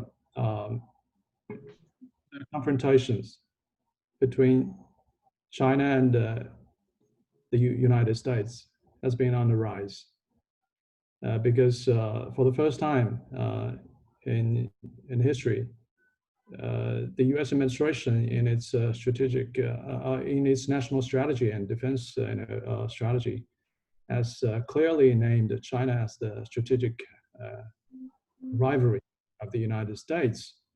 I think that's a very serious, determination made by the United States. And this is the indication of how the US perceived China in a years to come. I would say that this determination has a very long-term impact on bilateral relations, as well as in other regions of the world, especially in South Asia. Because the United States will take advantage of all the resources available to it, trying to contain China in each and every direction. Talking about the U.S. maneuver in Nepal, I think the Millennium Challenge Cooperation has made very clear that MCC is a part of the Quad, or the grand strategy against China. But my observation is that Nepal is in a position to make its own decision. MCC, for the past 16 years, it has invested in a huge amount of money in developing countries around the globe, especially in low-income states. I think probably 120 billion 120 or something like that. And its focus is on infrastructures. That's where the MCC and BRI converge with each other, because both China and the United States has been very clear that the infrastructure deficit in the developing countries is the most difficult problem that hinders economic development. So we decide to go for the infrastructure, promotion in these countries. If the United States can give more freedom to Nepal to decide what kind of package Nepal would like to have, and remove certain articles from the package that undermines, in my understanding, undermines the sovereignty of Nepal as an independent country. I would encourage Nepal to go for it. Why not? Because you can have $500 million to boost your infrastructure. That's a huge amount of investment, as long as MCC does not go against China. I would say it's a very good project. I do not agree that the United States choose to impose this package deal upon Nepal, depriving the freedom of the Nepalese government to amend this package. This is not the right way to deal with the sovereign states in a modern world. And coming back to the Quad, I would say it also provides a range of opportunities and options for other countries, including India, and as well as Vietnam and other countries as well, to between the major powers. And I know this is a world that the big powers are everywhere in the world. The traditional sphere of influence has been disappearing a little bit by a little bit, and we should get accustomed to this very fact that China will establish its presence in each and every corner of the world, in a benign way, of course. And we want to, cooperate with countries around the globe and benefit also from this cooperation, And if Quad and MCC can provide options for other countries to benefit from, and also a balance between the major powers, let's say the United States and China. And I think the key issue here is that the plenty room of freedom to make decision should be provided to the countries to decide what is the things that they want, what is the things that they should refuse. And I would say that the fierce confrontation between China and the United States will definitely cast a certain pressure on Nepal and India as well, and some other countries. But I strongly believe that as sovereign states, you are free to make decisions. And this is not a big issue. And in a years to come, I sincerely hope that the U.S. administration would be more objective in judging the China's contribution to this world, to the international system. We have been a very successful beneficiary of the international system established by the U.S. since the end of World War II. And we are very much in an interest to maintain and to strengthen this international system and to make sure other countries can benefit from it as well. And the multipolar world is the direction that we strive for.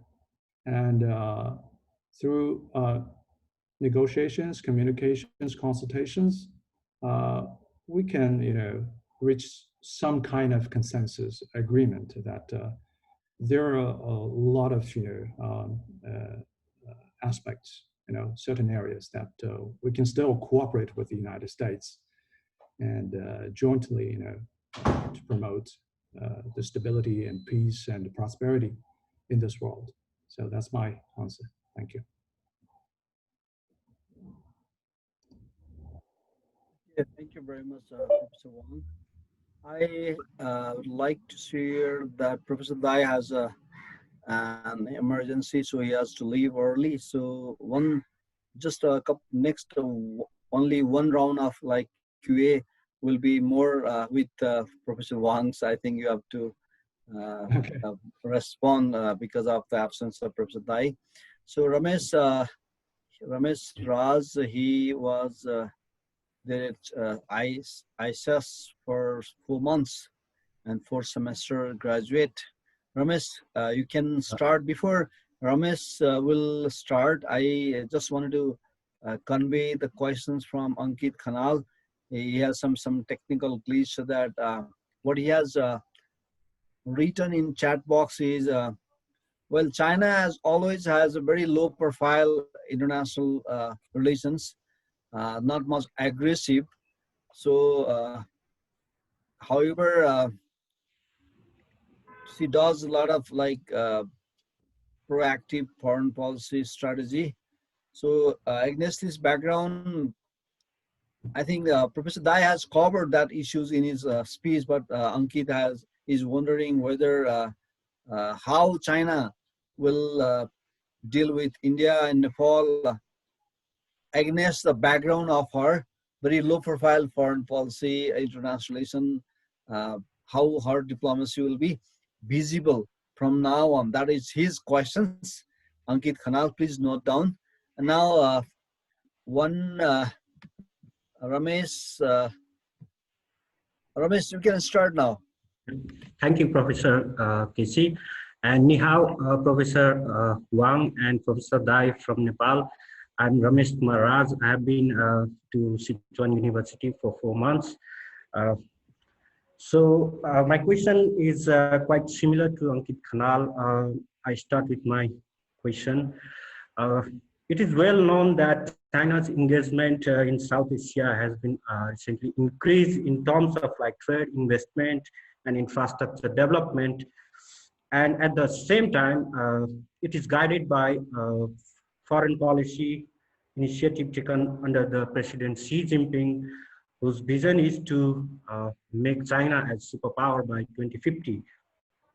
And current foreign policy dynamics of China is like striving for achievement, from keeping low profile to striving for achievement.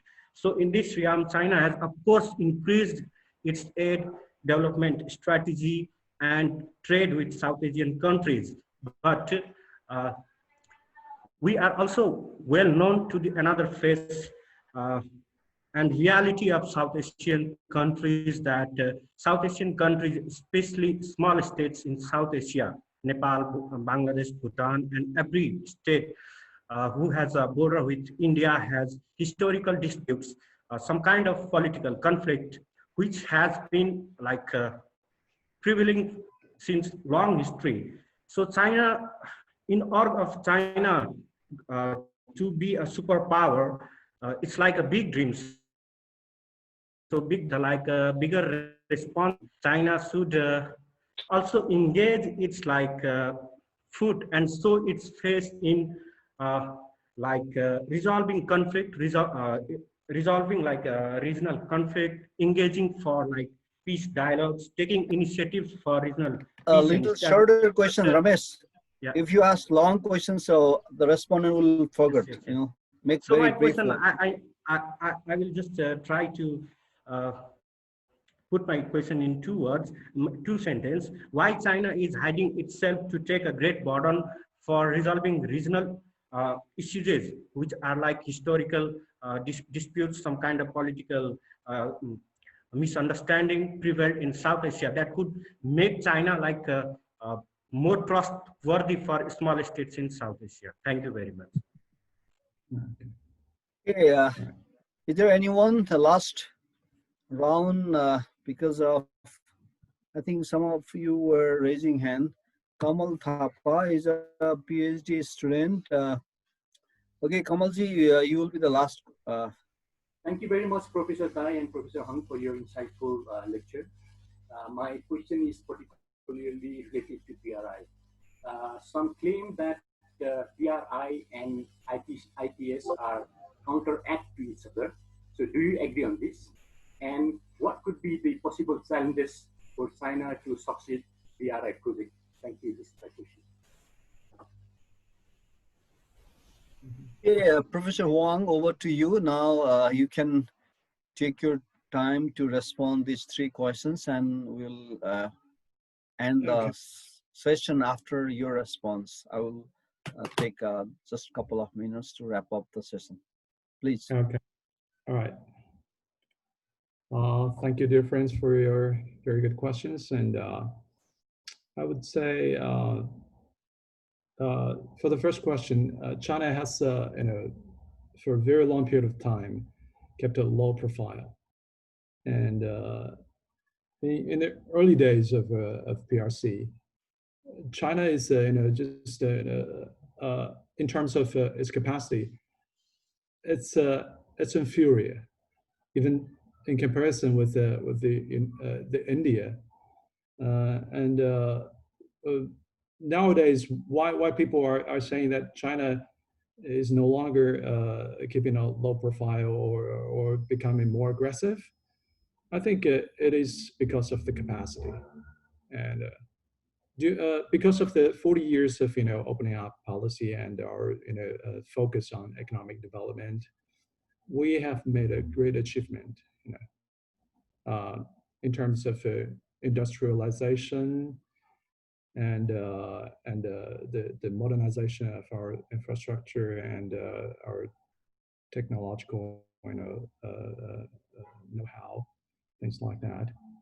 And China now is entering in another stage of development. We have surplus in terms of industrial capacity, in terms of monetary capital, and this is the time for China to be to follow the routes undertaken by Japan in the 1980s and 1990s, and also like the United States, we're going out to see the other parts of the world. That's why you have seen a lot of Chinese entrepreneurs and is making great efforts to invest in other parts of the world. Talking about our foreign policy, I think China is still maintaining a low profile. It is not the tradition of China to point fingers at other countries and telling them what to do and what not to do. And there is no time for, I think, no major period of time for China to export its ideology or its model of development to other countries. And this is the major, one of the major accusations launched by the United States, saying that China is trying to change other countries. No, it's not true. And we respect the political institutions, assumed by other countries. Say for instance, Nepal. If Nepalese people choose, a kingdom or a republic, that's Nepalese people's choice. We will not impose, certain kind of, political institution on Nepal at all. It's not true, and the low profile. We should look at it from different perspectives. In terms of capacity, China is can no longer, hide, because in terms of PPP, power purchasing parity, China has already become the #1 economy in the world. For such a big country, how should people expect China to keep a low profile? It is the general impression around the world. Chinese people are so wealthy, we cannot hide. So in that term, on that term, China is no longer capable of keeping a low profile. But in terms of foreign policy, we still abide by the established rules in international relations. We respect the sovereign countries around the world. And we respect, we establish these foreign relations with other countries on the basis of mutual respect. And we will not undertake a policy similar to that of the United States by exporting our military and also our political influence in other countries, trying to change something on the ground. That's not something China is interested about. We would like to benefit from this cooperation, but through this cooperation, there's no hidden agenda like the United States has done in the past decades. That's my answer to the first question. And the second question is about, we understand many small South Asian states are having certain problems with India, mostly because of the colonial legacy left by the British colonizers, especially when it comes to the Kathmandu dispute between Nepal and India. We're having, we feel for Nepalese people because the disputes between China and India and Kathmandu dispute are very similar in nature. Those British colonizers, they just walk through certain territory of China and Tibet and draw a line and claim that this is the line, this is the international border that Nepal or China should respect. There's no such a thing that international border can be done in a unilateral way, in a unilateral manner. If India claims that they inherited this legacy from the British, they should make certain, do they have this legacy in the first place? No, they don't. And China as a superpower, this is the saying I've heard a lot recently, but I really don't like this term, that China China is a big power, is a great power, probably true, but China is not a superpower in a sense similar to that of Soviet Union, former Soviet Union, or currently the United States, because we don't do things in a similar way. As a great power, we respect the established rules in international system, in international law. We would like to, solve, any kind of disputes in a way that mutually acceptable to each other. No other country can impose upon China for anything. This is not because China is a big power.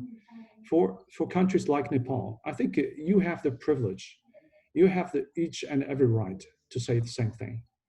And but I would say there is a dilemma that China cannot intervene in these disputes between the South Asian states and India, whether it is Nepal or Pakistan. We would encourage, the sovereign states to sort out a solution by themselves. And but we would also respect the historic facts and legal, evidences. By examining those evidences available in relation to the Kalapani dispute, personally, I strongly agree with the claim of the Nepalese government, saying that Kalapani, Limpiadula, and Liplek are part of Nepalese territory.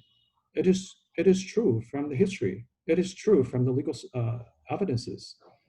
If the Indian government claims that so many things have changed in the past decades, saying that China has entered into the 1954 agreement with India, by that China recognized India's sovereignty over Limpiadura or Kalapani or some other part of the territory. I personally do not agree with that, because it is just an agreement concerning to trade and intercourse. It is not something that China agree with India's territorial claim.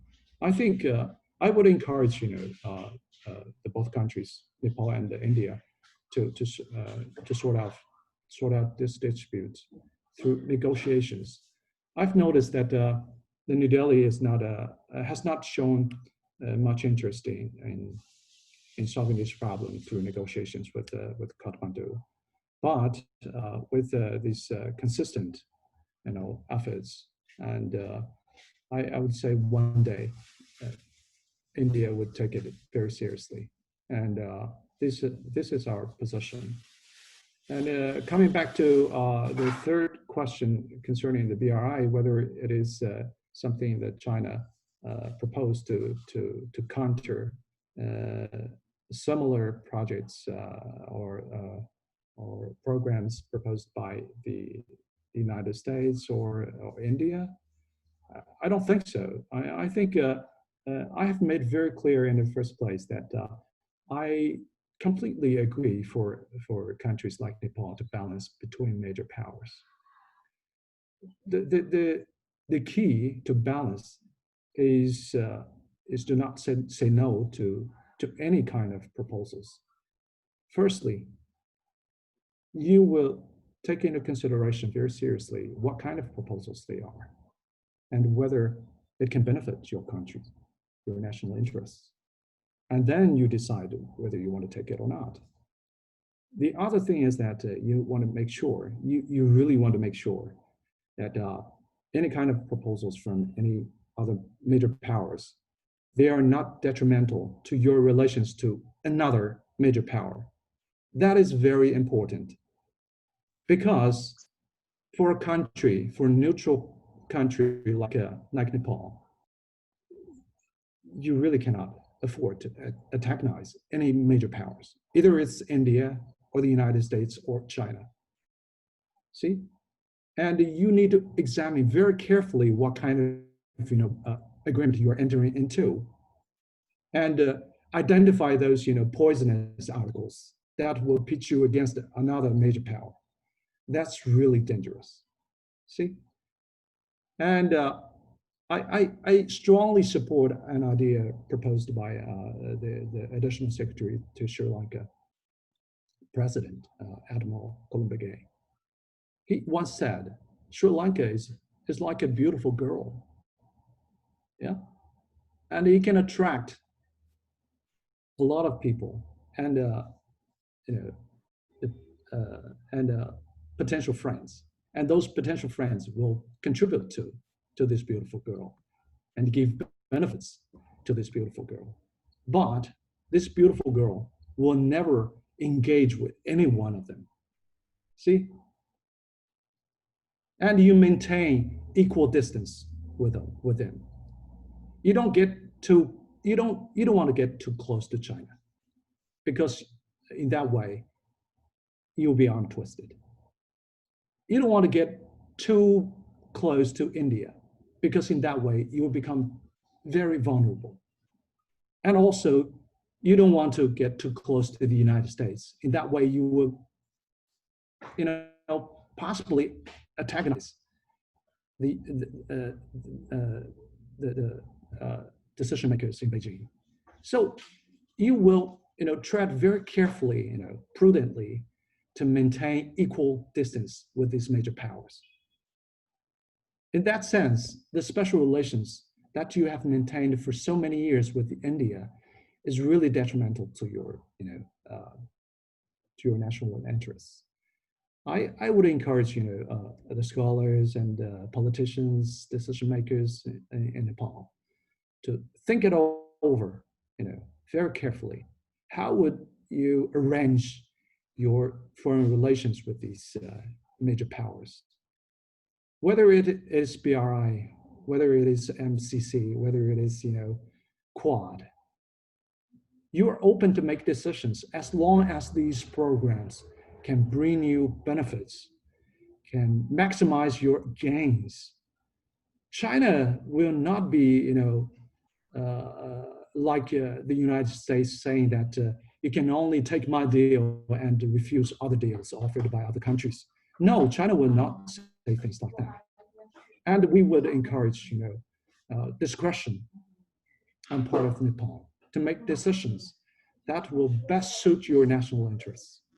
That's my observations. I hope my observation will be satisfactory to you. Thank you very much. Thank you very much, Professor Huang. Actually, you really enlightened us. I'm really much thankful to you, because we don't think China is a humble country, because you did your GDP, GNP, PPT, and military might, science and technology, and access to the space, even AI, artificial intelligence. You develop 5G, and so having these all prosperity and innovation and knowledge-based economy, still you are really much full of humility. That's the great, what you have spoken this morning. Also, you have proven your humility. You never even want to be proud of being a so-called upcoming superpower. You don't like this jargon as well. That's great idea of Chinese scholars. So you don't provoke us, you don't instigate us. That is a great humility of China or Chinese scholars. So I really appreciate idea what you have shared with us. So we really want to be a very cool, balanced relations with both India and China, of course. And what you have shared at the end of your lectures, detrimental.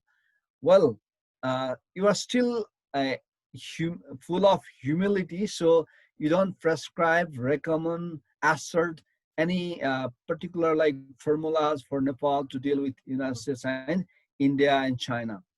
However, what I can smell from your opinion that, well, MCC is interchangeably a byproduct of IPS. There are some points somewhere else. If that the case, being a country of always following the foreign policy of non-intervention of another internal affairs, I am sure that you don't share with us that you guys will be entangled with problem if you get signed or endorse the MCC. However, we cannot afford, if MCC is really a part of IPS, we cannot afford to work together with MCC and BRI. This is my personal observation. I'm not speaking on behalf of any state apparatus because I don't belong, of course. So, personally speaking, we cannot afford any alliances.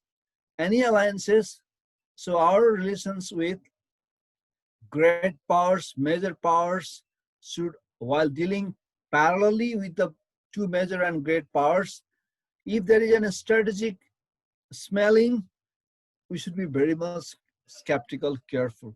That's what we could learn from your lectures this morning. What I think in summary, Nepal, India, and China, if we confront each other, we will lose. If we cooperate among us or bilaterally, we will of course win. That's the one very important point what both Professor Dai and Professor Huang share with us. There are some problem between India and China. There are some problem between Nepal and India. So those problems, the resolution of those problems are still through diplomacy, dialogue. This is the only prescription, only means, only way of resolution of our contentious issues bilaterally, especially India, China, and Nepal and India. That's the second important point what we could learn from these two scholars this morning. Third one, while dealing with United States, for in South Asia, I have this MCC print out here throughout the world where America is trying to have MCC. So in South Asia, we were the only two, Sri Lanka and Nepal. And Sri Lanka has already somehow cancelled because they do have their own conditionalities. And Sri Lanka is also a BRI member. And we're also a BRI member. We have also signed BRI MOU in 2017, May 12th. So for MCC, I think while listening both of you, you don't prescribe us. We know that this is the Chinese greatness and humility, and that's I always appreciate you. And in my personal perspective, what we could learn from you and what we have to do from now on is of course is very much like, we have to think, we have to study, we have to analyze the prospective repercussion of MCC. That's our business, and your inputs, your some gestures will be a great knowledge repository for us. However, still, whatever Chinese ambassador in Kathmandu repeatedly said that Nepal can go with MCC, So every Chinese are really humble and they don't speak very do not retort. That's your value system, of course. So that has been proven by you academic as well this morning. So for us, we do have a freedom to choice to go with both with the BRI and MCC. However, while MCC has any strategic interest, we need to think, rethink, and discuss, analyze before we will endorse the compact with United States of America. And the most importantly, what I could learn from you, the last point in our border dispute with India, you use the personally speaking, you favored the Nepal standpoint. that's like, more than appreciable. You are the academic. I also cannot say that what my government said, that I'm not in responsibility. When I share my ideas, it's my personal one, of course, my personal one, so that I cannot share my, represent the government's idea. So whatever you share with us, at least we want the same, like, position from any Indian friends.